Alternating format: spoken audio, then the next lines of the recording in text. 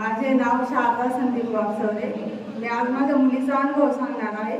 माझी मुलगी 6वीला असताना मी इथं आणलं होतं तर तिला भयंकर बालकामाचा त्रास होता.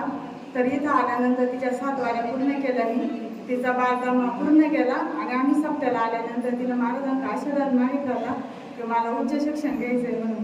तर जेव्हापासून ती सप्त्यावरून गेली ना, कुठली परीक्षा असो ती अव्वलच येते. पहिली फक्त शाळेतून होती, नंतर तालुक्यातून होती, नंतर जिल्ह्यातून गेली आणि आता तिला स्टेटमधून तिला कांस्य पदकासाठी तिची निवड झालेली आहे मागच्या आठवड्यात.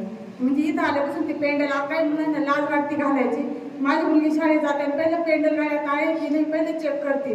नको म्हणती माझं संरक्षण कवच ते नसलं मला काही होईल बाई. 5 मिनिटं सुद्धा पेंडल इकडे तिकडे करत नाही. जशी इथून गेली म्हणजे मला आता अभिमान वाटते की माझी मुलगी म्हणून. कुठली स्पर्धा असो पहिलं माहीत असतं की तिचा नंबर येणारच म्हणून. आणि आता सुद्धा स्कॉलरशिपसाठी ती बसलेली आहे. रविवारी परीक्षा आहे तिची.